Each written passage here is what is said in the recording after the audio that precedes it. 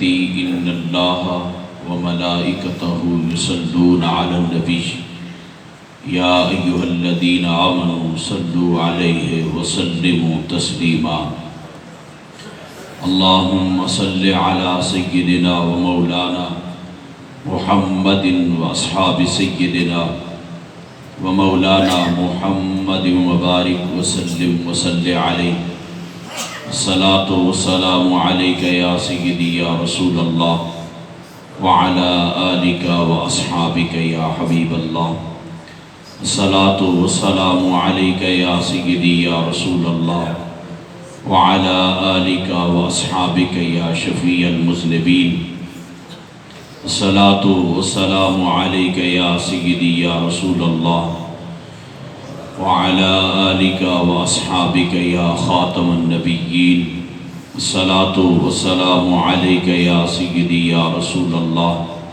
وعلى آلك وأصحابك يا رحمة للعالمين يا صاحب الجمال ويا سيد البشر من وجهك المنير لقد نور القمر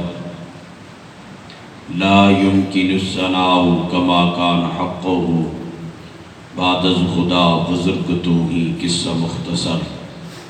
تمام تعریفیں اس وحدہ لا شریک کے لیے جس نے ہم سب کو اشرف المخلوقات انسان بنایا.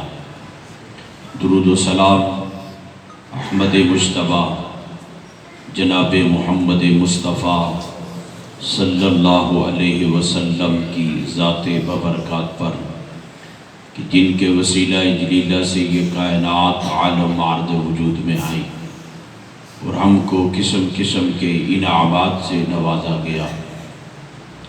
اللہ رب العزت کی بارگاہ میں حضور رحمت للعالمین کے توسل سے عرض کرتے ہیں کہ پروردگار عالم ہم سب کی ایمان اور اسلام کی سلامتی عطا فرمائے اور اسی اسلام اور ایمان پر ہم سب کا خاتمہ فرمائے. چند گزارشات گزشتہ جمعۃ مبارک پر حضور سیدنا شیخ عبدالقادر جیلانی المعروف غوث اعظم رضی اللہ تعالی عنہ کے حوالہ سے آپ کی خدمت میں پیش فرمائی تھی. اللہ رب العزت ہمیں سمجھنے کی توفیق نصیب فرمائے اور ہمیں دل کے کانوں سے سننے کی بھی توفیق عطا فرمائے. سن کر یاد رکھنے کی بھی اللہ توفیق عطا فرمائے. قرآن مجید میں اللہ پاک نے اپنے محبوب کریم صلی اللہ علیہ وسلم کو مخاطب کرتے ہوئے فرمایا فَذَكِّرْ إِنَّمَا أَنْتَ مُذَكِّرْ. محبوب آپ ان کو یاد دلاتے کر رہا کریں. کیوں؟ فرمایا یہ بھول جاتے ہیں. انہیں آپ کا کام ہے یاد کراتے رہنا تاکہ یہ بھول نہ جائیں.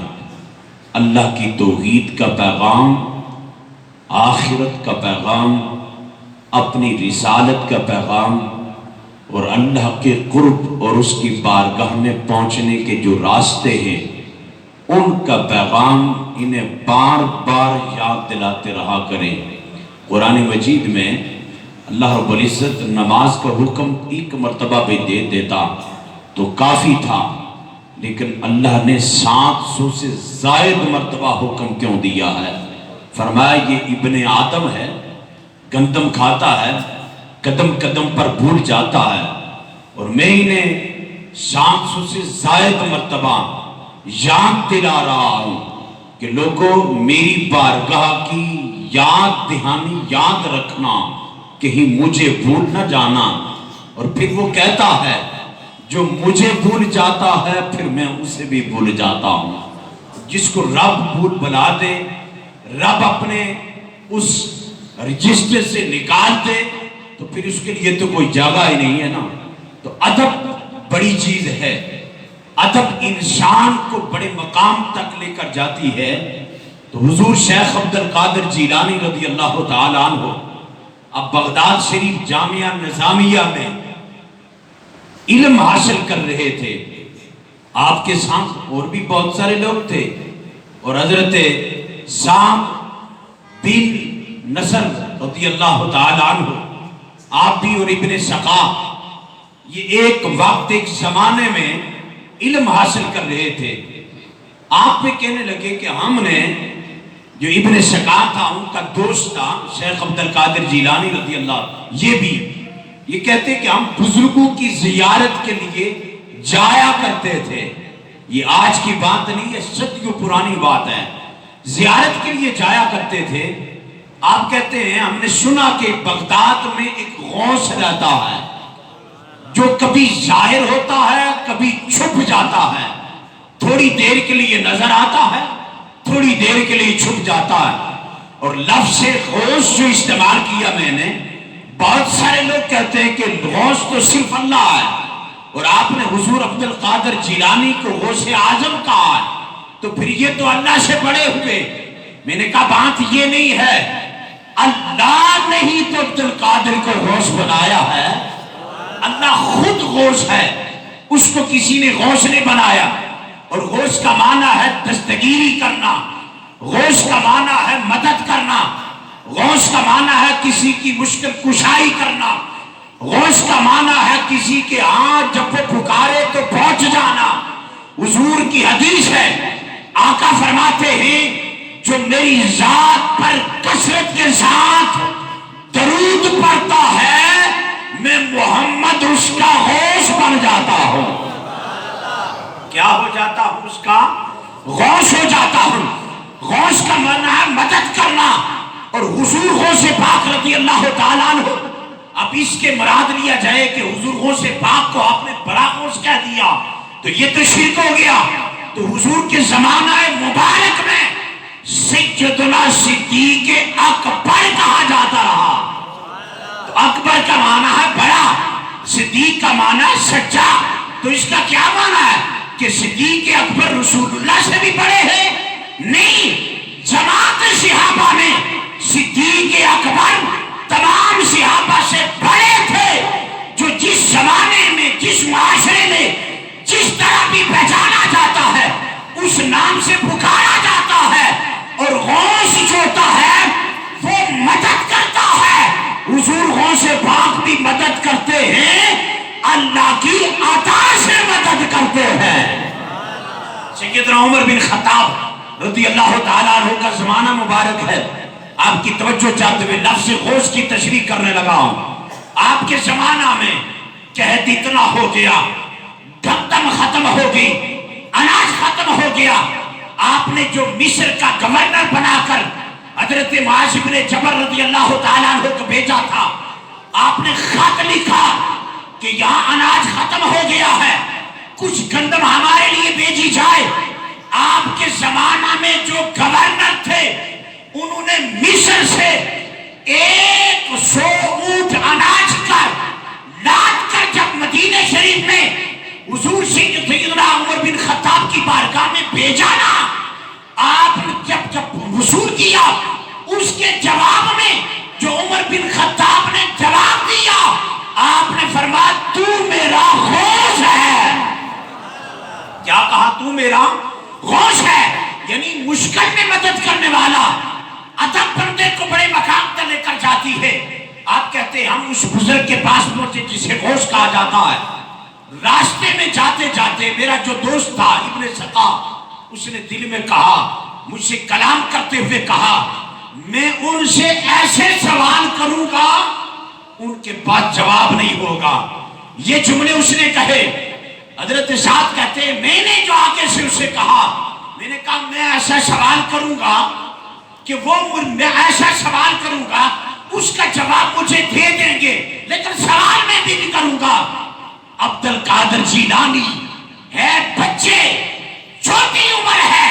انہوں نے کہا تم جو مرضی کہو، تم نے جو پوچھنا ہے اس غوث سے پوچھ لینا، میں کوئی سوال نہیں کروں گا، میں فقط اللہ کی رضا کی خاطر ان کی زیارت کروں گا.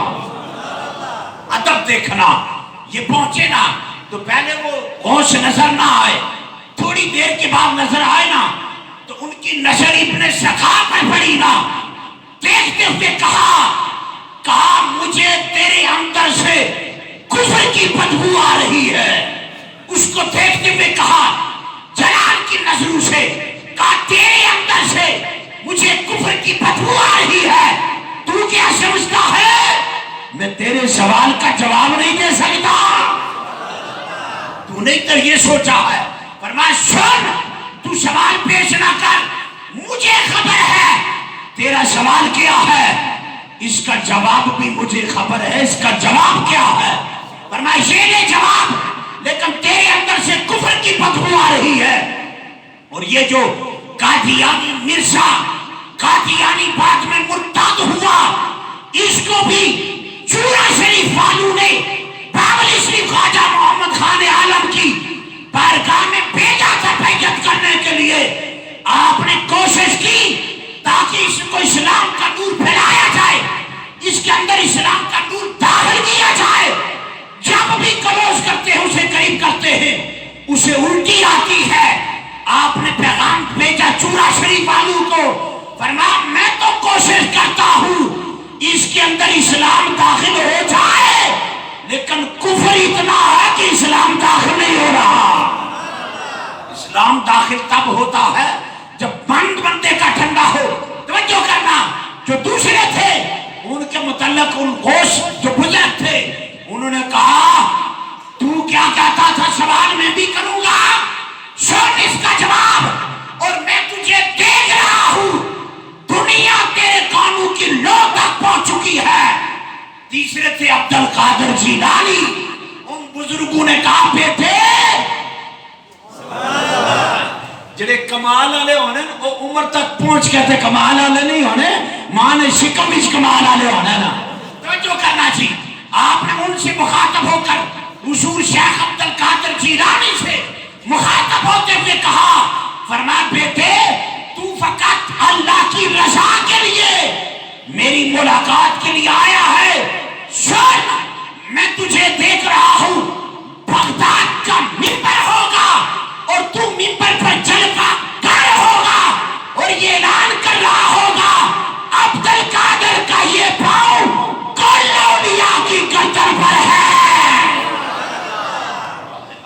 فرمایا میں دیکھ رہا ہوں تو اعلان کرے گا بغداد کے ممبر پر بیٹھ کر میرا یہ قدم کل اولیاء کی گردن پر ہے۔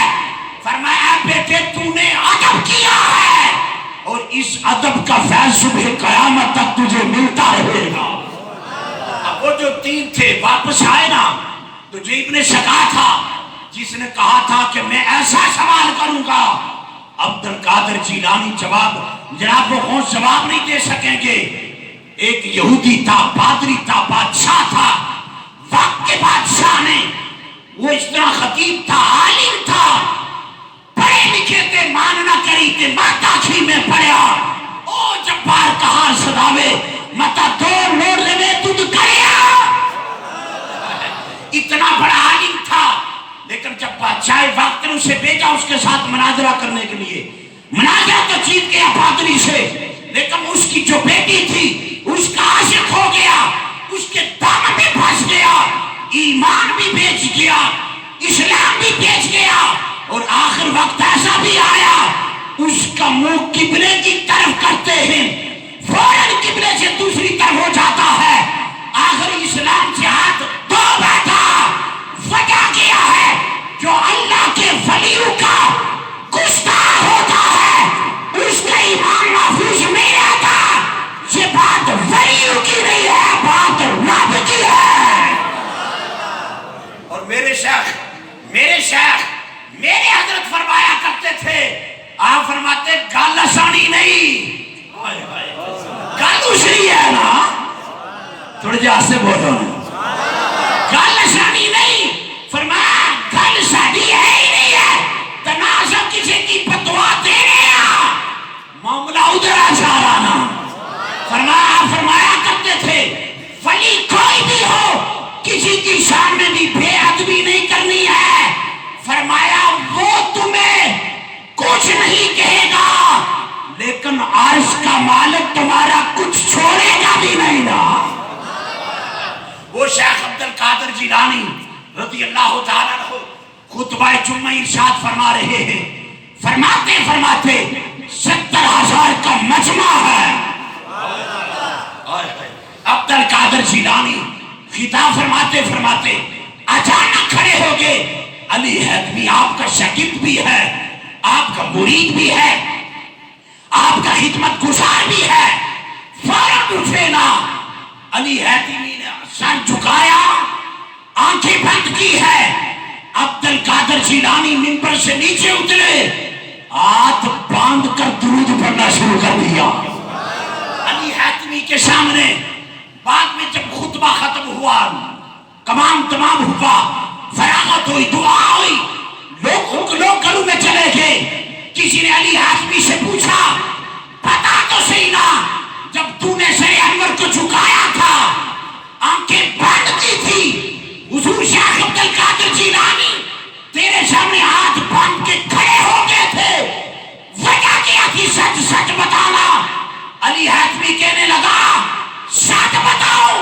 فرمایا عبد القادر جیلانی منبر پر خطبہ ارشاد فرما رہے تھے، اچانک کملی والے تشریف لے آئے۔ فرمایا جب تشریف لے آئے نا، میری خواب میں تھے، ظاہر نہیں تھے، ادھر آنکھ لگی ادھر جھڑ گئی نا۔ فرمایا میری خواب میں آئے تو فرمایا حضور شیخ عبد القادر جیلانی کھڑے ہو کر ہاتھ باندھ کر میں خواب میں دیکھ رہا تھا، وہ ظاہر میں سرکار کو دیکھ رہے تھے نا۔ یہ وہ لوگ ہیں جو ظہوری میں رہتے ہیں، جو حضوری میں رہتے ہیں، جو قربت میں رہتے ہیں، جو قربت کا فیض پاتے ہیں، جب جاتے ہیں سرکار کی بارگاہ میں درود پڑھتے ہیں، لجپال کرم کر کے قبول فرما لیتا ہے۔ یہ نسبت والے لوگ ہیں۔ امام محمد بات ختم کرنے لگا ہوں۔ امام محمد رحمت اللہ تعالی علیہ آپ کی بارگاہ میں بازار سے بندے نے کچھ چیز خریدی، گھر میں گیا نا، پیٹی کھولی تو آدھا مال اچھا تھا، آدھا مال اچھا نہیں تھا۔ امام محمد کے پاس مسئلہ لے کر گیا، پوچھنے لگا، جا کر کہنے لگا جناب مال خریدا ہے، پیسے دے آیا ہوں، گاہک ان کا تھا، دکاندار نے عیب نہیں بتایا، خرید کے لے آیا ہوں۔ اب جب چیک کیا ہے مال، آدھا اچھا ہے، آدھا خراب ہے، کیا کروں؟ آدھا دے دوں، آدھا رکھ لوں؟ گل بڑی مزے دی ہے، آدھا رکھ لوں اور جو خراب ہے واپس دے دوں؟ امام محمد رحمت اللہ تعالی علیہ آپ نے فرمایا فقہ کا مسئلہ اور شریعت کا مسئلہ یہ ہے، رکھتا ہے تو سارا رکھ، دیتا ہے تو سارا دے، رکھتا ہے تو سارا رکھ، دیتا ہے تو سارا دے۔ جب یہ بات کہی نا، امام محمد کی آنکھوں سے آنسو جاری ہو گئے، بے ساختہ آنکھ چھلک پڑی۔ وہ جو مسئلہ پوچھنے کے لیے آیا تھا وہ کہتا ہے حضرت مسئلہ میں نے پوچھا، رو آپ رہے ہیں؟ مسئلہ میں نے پوچھا، رو آپ رہے، وجہ کیا ہے؟ امام محمد کی ہچکی بند گئی، ہوش میں آئے نا تو کہا تو نے تو مسئلہ پوچھا ہے، مجاز پوچھ رہا تھا، میں حقیقت کی طرف چلا گیا۔ فرمایا ہم بھی کھوٹے تھے، ہم بھی کوئی کھڑے نہیں تھے، یہ اس نجبان نبی کی مہربانی ہے، کھڑوں کو بھی قبول کر لیا ہے، کھوٹے کو بھی قبول کر لیا ہے۔ اور فرمایا میں یہاں بیٹھے بیٹھے میں حشر میں چلا گیا، قیامت کے دن جب بازار لگے گا، خریدار میرا رب ہوگا، محبوب بیچ رہا ہوگا سودا، کچھ نیک ہوں گے، کچھ گناہگار ہوں گے، محبوب اللہ کی بارگاہ میں عرض کریں گے یا مالک دستور یہی ہے، لینا ہے تو سارا، آدھے آدھے کی بات نہیں ہوگی، آدھا لے لوں آدھا چھوڑ دوں، لینا ہے تو سارا۔ فرمایا اتھے جدو کالو سی او چنگیا وچا میں نکا محمد ماریا وچی قبول کی گالا سارا۔ یہ وہ لوگ ہیں جن کی نسبت سرکار کے ساتھ پکی ہے. ہم کو رب ذوالجلال نے جو ایمان، اسلام، طریقت، شریعت کا نور عطا کیا ہے، اللہ سے دعا کیا کریں اللہ اسی نور میں رکھ کر ایمان پر خاتمہ فرما دے. وآخر دعوانا الحمدللہ رب العالمین.